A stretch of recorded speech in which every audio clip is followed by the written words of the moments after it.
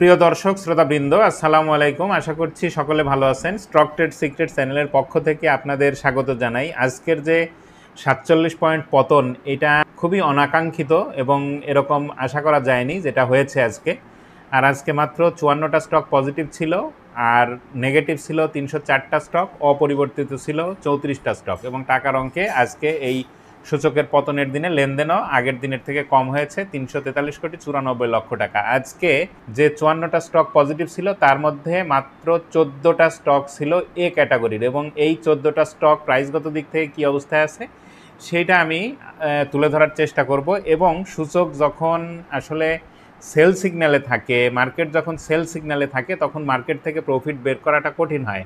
কারণ আপনারা দেখতে পাচ্ছেন যে একটা স্টক পজিটিভ হওয়ার পরে সেটাতে এন্ট্রি নিলে তৃতীয় দিনে সেটা ম্যাচিউর ডেটে সেখান থেকে লাভ বের করা যাচ্ছে না। কেন যাচ্ছে না এই কারণে যে মার্কেট সেল সিগন্যালে আছে। আমরা তো আসলে ধৈর্য ধরতে পারি না। যখন সেল সিগন্যালে মার্কেট থাকে তখনও আমরা মার্কেট থেকে ব্যবসা করতে চাই, লাভ করতে চাই। কিন্তু যখন মার্কেট ওভারঅল সেল সিগন্যালে থাকে তখন কিন্তু মার্কেট থেকে প্রফিট বের করাটা খুবই কঠিন একটা ব্যাপার হয়। আমি যেটা বলছিলাম সূচক দিয়ে, সেটা যদি আমি আপনাদেরকে একটু দেখাই, এই জায়গাটা আপনারা একটু দেখেন যে ১৩ এপ্রিল ২০২৫-এ মার্কেট সেল সিগন্যাল দিয়েছে। কিভাবে? মুভিং এভারেজের ভ্যালু ভেঙে প্রাইসটা নিচে চলে, সূচক নিচে চলে এসেছে, এবং সেখান থেকে আজকে সূচক মুভিং অ্যাভারেজের ভ্যালু টাচ করেও সেখানে স্টেবল হতে পারেনি, সেখান থেকে অনেক বেশি কমে গেছে, ৪৭ পয়েন্টের মতো কমে গেছে। তাহলে একটা বিষয় এখানে আসার সঞ্চার করেছে, সেটা হচ্ছে ১৩ এপ্রিলের পরে আজকে ১৩ মে মুভিং এভারেজের ভ্যালু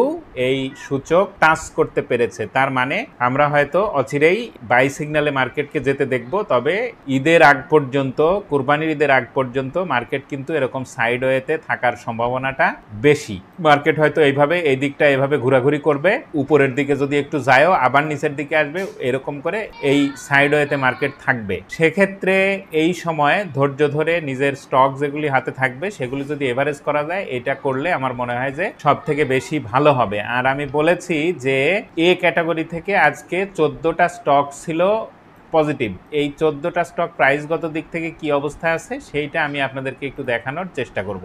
এখানে দেখেন যে ১৪টা স্টকের মধ্যে First Prime Mutual Fund, Bangladesh General Insurance Company, City General Insurance, Crystal Insurance, Eastern Bank Limited, First Bangladesh Fixed Income Fund, এটা মিউচুয়াল ফান্ড সেক্টরের, Fine Foods, Green Delta, National Life Insurance Company, Northern Insurance Company, Trust Bank, United Commercial Bank, United Power এবং Uttara bank, এই কয়েকটা stock এ ক্যাটাগরির, এবং এই স্টকগুলি আজকে positive ছিল। তাহলে এগুলি চার্টগত, প্রাইসগত দিক থেকে কি অবস্থায় আছে সেটা যদি একটু বলি, তাহলে ৩ দিন একটানা পজিটিভ এই ফার্স্ট প্রাইম মিউচুয়াল ফান্ড, এবং এই স্টকটা বেশ কিছুদিন থেকেই ২২-২৩ টাকার উপরে যেতে পারছে না। এটা যদি এই ২৩ টাকা ক্রস করে উপরে যেতে পারে তাহলে হয়তো উপরে যাওয়ার একটা সম্ভাবনা আছে। তাছাড়া এটা ২৩ টাকা থেকে আবার হয়তো নিচে আসতে পারে। তবে আজকে আনইউজুয়াল একটা ভলিউম আমরা দেখছি।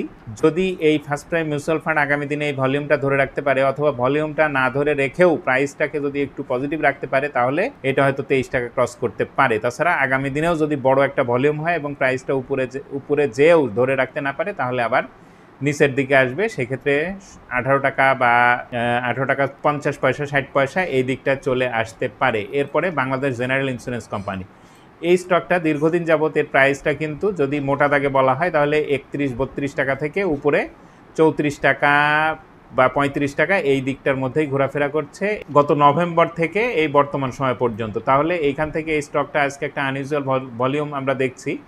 এইখান থেকে যদি পজিটিভ হতে না পারে এবং এটা যদি ৩৫ টাকা বা এর কাছাকাছি যে এই জায়গাটা ব্রেক করে উপরে ৩৬ টাকায় না যেতে পারে, তাহলে উপরে যাওয়ার সম্ভাবনা কম এই বাংলাদেশ জেনারেল ইন্স্যুরেন্স কোম্পানি। আর সিটি জেনারেল ইন্স্যুরেন্স, এই স্টকটা কিন্তু যদি আপনারা দেখেন কোথা থেকে কমতে কমতে নিচে আসছে, এইটা ৮৮-৯০ টাকা, এই দিকটা থেকে কমতে কমতে এই স্টকটা কিন্তু এইভাবে করে নিচেই আসছে এবং পজিটিভ হতেই পারেনি। আজকে একটু পজিটিভ হওয়ার ইঙ্গিত দিয়েছে, ৩৩ টাকা ৩০ পয়সা প্রাইসটা ক্লোজ করেছে। এইখান থেকে এখন দেখার বিষয় যে আজকে আনইউজুয়াল ভলিউম, এই ভলিউমটা যদি আগামী দিনে ধরে রাখতে পারে তাহলে এই স্টকটা হয়তো ৪০ টাকা বা তারও একটু উপরে গেলেও যেতে পারে এই 33 টাকা থেকে। এরপরে ক্রিস্টাল ইন্স্যুরেন্স, এই স্টকটাও কিন্তু 2 দিন একটা ভালো ভলিউমই করেছে। আজকে ভলিউম কম হলেও একটা সেল প্রেশার লক্ষ্য করা যায়, তার কারণ একটা পিনবার অথবা এটাকে গ্রেভস্টোন ডোজি বলা যায়, একটা গ্রেভস্টোন ডোজি ক্যান্ডেল ক্রিয়েট করেছে আর রেড ক্যান্ডেল, বেয়ারিশ ক্যান্ডেল। আগামী দিনে যদি প্রাইস উপরে ক্লোজিং করতে না পারে এবং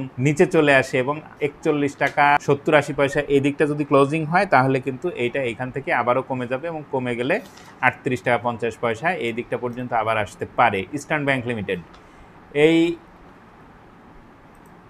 ইবিএল ইস্টার্ন ব্যাংক লিমিটেড, এই স্টকটা কিন্তু ভালো ডিভিডেন্ড এবছর দিয়েছিল, অর্থাৎ 17.5% স্টক, 17.5% ক্যাশ। এইটা অ্যাডজাস্ট হওয়ার ফলে এইটার প্রাইস কিন্তু 26 টাকা 90 পয়সা থেকে কমে যায় এবং যেদিন কমে যায় এই দিনে এই স্টকটা ব্যাপক মাত্রায় সূচকে নেগেটিভ অবদান রেখেছিল এবং এটা আবার পজিটিভ হতে যাচ্ছে। যদি আগামীকাল এটা মুভিং এভারেজের ভ্যালু অর্থাৎ 22 টাকার উপরে ক্লোজিং করতে পারে, তাহলে এই স্টকটা হয়তো আস্তে আস্তে আরও একটু উপরের দিকে গেলে যেতে পারে। এরপরে first Bangladesh Fixed Income Fund, এটা মিউচুয়াল ফান্ডের একটা স্টক। এই স্টকটা কিন্তু খুব ট্রেন্ডি একটা স্টক। এটা যদি আপনারা এই চার্টটা দেখেন, তাহলে এটা ট্রেন্ডটা কেমন দেখেন, 1 বছরের চার্টে যদি যাওয়া যায়, এটা 3 টাকা 30 পয়সা, 3 টাকা এই দিকটা থেকে এই স্টকটা কিন্তু 4 টাকা থেকে 4 টাকা 60 পয়সা 70 পয়সা এই দিকটা পর্যন্ত গিয়েছে। আর ফাইন ফুডস, এই স্টকটা কয়েকদিন আগেও বেশ বড় একটা প্রাইস র্যালি করে এইটা আবার পজিটিভ হওয়ার চেষ্টা করছে। এইখান থেকে হয়তো উপরের দিকে গেলেও যেতে পারে। 205 টাকা এইটার উপরে ক্লোজ করতে পারেনি অনেক দিন। যদি 205 টাকা 6 টাকার উপরে আগামী দিনে যেতে পারে এই স্টকটা, তাহলে এখান থেকে হয়তো উপরের দিকে যেতে পারে। এবং যদি উপরের দিকে যায়, তাহলে এই স্টকটা আগে যে জায়গায় থেকে ফিরে এসেছে অর্থাৎ 270 টাকা, সেই দিকটায় যদি নাও যায়, তাহলে 250, 55, 60 এই দিকটা পর্যন্ত গেলেও যেতে পারে এই ফাইন ফুডস। এরপরে Green Delta Insurance Company Limited, এই Green Delta Insurance Company Limited এই স্টকটাও দীর্ঘদিন যাবত একটা পতনের মধ্যে আছে। এই পতনটা শেষ করেও করতে পারছে না। যদি এভাবে দেখেন যে একটা বড় ডাউন ট্রেন্ডের মধ্যে, আর ডাউন ট্রেন্ডটা শেষ করতে যাচ্ছে। যদি এখান থেকে মুভিং এভারেজের ভ্যালু 41.5 এইটার উপরে যদি ক্লোজিং করতে পারে আগামী দিনে, তাহলে এখান থেকে আস্তে আস্তে হয়তো একটু উপরের দিকে যেতে পারে। এরপরে ন্যাশনাল লাইফ ইন্স্যুরেন্স কোম্পানি, এই স্টকটা মুভিং এভারেজের ভ্যালু অনুযায়ী বাই সিগন্যাল দিয়েছিল গত 8 তারিখে, 8 মে, এবং এটা আজকেও একটা হ্যামার ক্যান্ডেল ক্রিয়েট করেছে, যদিও বেয়ারিশ। এখন এখান থেকে দেখার বিষয় যে স্টকটা আরও একটু উপরে ক্লোজিং করতে পারে কিনা। তবে আজকে ভলিউম বেশি হয়েও প্রাইসটা ধরে রাখতে পারেনি। এটা হয়তো আগামী দিনে এখান থেকে একটু নেগেটিভও হয়ে গেলে যেতে পারে। এরপরে নর্দার্ন ইন্স্যুরেন্স কোম্পানি লিমিটেড, এই স্টকটাও কিন্তু পজিটিভ, তবে একটা সেল প্রেশার দেখা যায়। ক্যান্ডেলটা একটা গ্রেভস্টোন ডোজি, তবে বুলিশ একটা ক্যান্ডেল। এটা এখান থেকে মুভিং এভারেজের উপরে যেহেতু আছে, তাহলে এখান থেকে হয়তো আরও একটু উপরে 1-1.5 টাকা বাড়লেও এই নর্দার্ন জেনারেল ইন্স্যুরেন্স কোম্পানি এটা বাড়তে পারে। এরপরে ট্রাস্ট ব্যাংক, এই স্টকটা কিন্তু 7.5% ক্যাশ, 7.5% স্টক ডিভিডেন্ড দিয়েছে 2024 সালে। এটা গত 3 দিন যাবত একটু পজিটিভ। মুভিং এভারেজের ভ্যালু 19 টাকা 90 পয়সা, এই জায়গাটা টাচ করেনি আজকে। এখন এখান থেকে যদি পজিটিভ হয়ে উপরে যেতে পারে, তাহলে উপরে আরও একটু বাড়তে পারে, হয়তো 20 টাকা 21 টাকা এই দিকটা পর্যন্ত গেলে যেতে পারে। এটার হিস্টোগ্রামটা যদি দেখি আমরা, পজিটিভ, আরএসআই পজিটিভ, হিস্টোগ্রামটা পজিটিভ হতে যাচ্ছে। তাহলে ট্রাস্ট ব্যাংক এই স্টকটা হয়তো আরও একটু বাড়লে প্রাইসটা বাড়ার সম্ভাবনা আছে। এরপরে ইউসিবি, এই ইউনাইটেড কমার্শিয়াল ব্যাংক, এটা হিস্টোগ্রামটা দেখেন যে 3টা বার এখানে ক্রিয়েট করেছে। আগামী দিনেও হয়তো এটা পজিটিভ থাকতে পারে।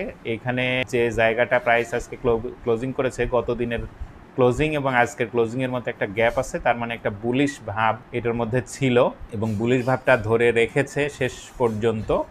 আর এই স্টকটা যদি উপরে যায়, তাহলে 12 টাকা 13 টাকা এই দিকটা পর্যন্ত হয়তো গেলে যেতে পারে, তারপরে নেগেটিভ হবে, তারপরে এই স্টকটা নেগেটিভ হতে পারে। এরপরে ইউনাইটেড পাওয়ার, এই স্টকটাও 3 দিন যাবত পজিটিভ, মুভিং এভারেজের ভ্যালুর উপরে ক্লোজিং করে আজকে সেটা পজিটিভ আছে এবং খুব বেশি যে বেড়েছে তা না। আর দীর্ঘদিন যাবত এই স্টকটার প্রাইস কিন্তু 130 টাকার উপরে যেতে পারেনি, এটা 122 টাকা 50 পয়সায় আছে। এখন দেখার বিষয় যে এখান থেকে উপরে যেতে পারে কিনা।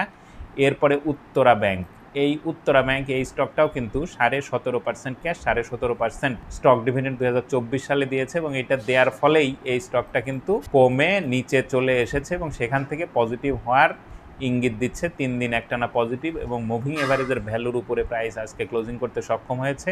এই স্টকটা হয়তো এখান থেকে আরও 1 টাকা বা 1.5 টাকা এরকম যদি বাড়তে পারে এবং ক্লোজিং করতে পারে 20 টাকা 10 পয়সা 20 পয়সার উপরে, তাহলে আরও একটু উপরে 21 টাকা 22 টাকা পর্যন্ত যেতে পারে। তো এই ছিল আজকের ভিডিও। যদি ভালো লাগে তাহলে লাইক দিতে পারেন, শেয়ার করতে পারেন এবং কমেন্ট করে জানাতে পারেন আপনাদের ভালো লাগা মন্দ লাগা। আর নতুন ভিডিও সবার আগে পেতে চাইলে চ্যানেলটা সাবস্ক্রাইব করতে হবে। ধন্যবাদ সবাইকে, ভালো থাকবেন।